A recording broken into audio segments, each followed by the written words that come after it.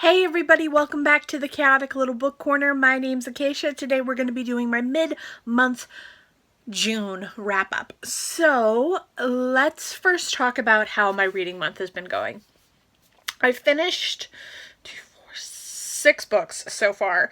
I'm feeling like myself as if I'm not reading enough. I felt much more achieved when I was reading like 10 books per like halfway through the month. So I think I'm going to start pushing myself a little bit more to try and read in a more bulk kind of way.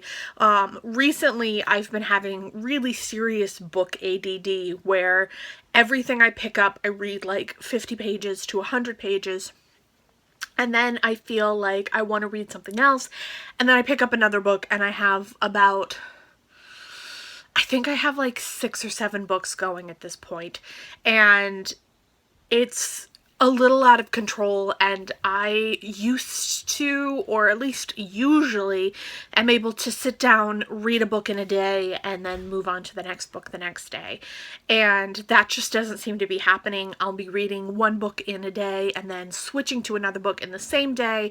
And so I'm just feeling really, really anxious about how my reading has been going. So I'm really struggling with it. I don't know if you guys have seen a difference or have felt any difference, but that's where I'm at with my reading right now. Is anyone else suffering from book ADD? Because I am not in a reading slump. I'm just in a book ADD world where I feel like it's go, go, go, go, go, and it's too much. So these are the 6 books that I was able to finish so far. It is the... I don't even know what day it is. I'm going to be honest. I have no clue. So it's halfway through the month. This is what I've read so far. Let's dive in. The first book that I read, and I did pick myself up a new reading journal because I filled the other one. So I have this reading journal now just to keep myself on track with notes. So if you see me looking down, that is why. The last and most recent book that I finished, which I think has been my favorite read of the month so far. No, I can't say that because one other book really kind of grabbed me. But anyway, this was really something special. And it was something that I kind of wish I'd waited to read until the October-November time of year, but it was sent to me for review by Skyhorse Publishing, and so I wanted to read it as quickly as possible. Plus, I was super excited about the premise. So the premise is that there is 2 girls who are orphans, and they are living with their aunt. And their aunt sends them off to go live in this mansion with a gentleman who needs them for something, and you're not really sure what. This takes place during World War II, and these 2 girls are just trying to make their keep. And things start to get weird within this mansion, and they start to realize that girls have disappeared from this mansion before. Everything is just not as it seems, and people are not to be trusted. And the story takes off when the youngest of the 2 girls disappears, and the other one has to start figuring out what is happening within this house. I really enjoyed it. I thought it was really well done. It was gothic, it was eerie, it was creepy. It read a little YA for me, but that was fine because I was in such a mood to go quick that it worked really well, and I was able to just finish it within a day. The font is really large, and it's not a lot to a page. Chapters are short, so it worked brilliantly for what I'm feeling right now, and I highly recommend it if you're looking for a gothic, thrilling, creepy, fun read that takes place in World War II. Then we have this. This is My Life as a Mermaid, Stories by Jen Grow. I've mentioned this before. This is a realist short story collection, and I just want to read you this quote. Pink plastic pearls from broken elastics bracelets. Like these I'm holding between my fingers, pretend jewels of princesses and dreams fallen apart. I still find them, left over from years ago, pill-sized shocks of truth. These silly remnants of what girls are like and what makes them start thinking again. I imagine all these beads rolling away like refugees, scurrying to places small and safe away from the vacuum. I really enjoyed this collection. I thought it was beautiful. I thought it was really different. I haven't really read a lot of realist short story collections, and so I was really happy to find one that I very much enjoyed.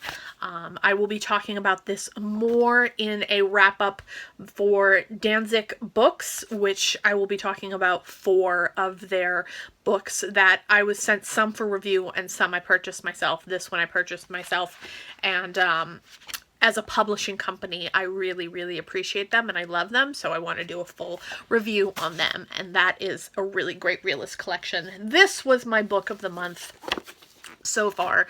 This is See What I Have Done by Sarah Schmidt, and I was thoroughly creeped out by this. I was thoroughly creeped out by Abigail Hall as well, but this one just, it took another level of creepy. It takes place in River Falls, which is in Massachusetts, and it takes place in the story of Lizzie Borden, and it is following herself, her sister, and a gentleman who has been sent to their house to convince their father to stop treating the girls so poorly by the brother of their late mother. And it has multiple intriguing character point of views. It gives you reasonable doubt as to whether or not Lizzie Borden actually committed the murders of her stepmother and father. It was brilliant, fun, easy to read, and I thoroughly enjoyed it, and I definitely will be picking up a final copy of this to place on my shelf when it arrives out in final copy. Then we have Long Fire by Megan Tiff. This I will be doing a more in-depth review on when I do Unnamed Press Focus, which I have 3 books from them that I will be talking about in the next week.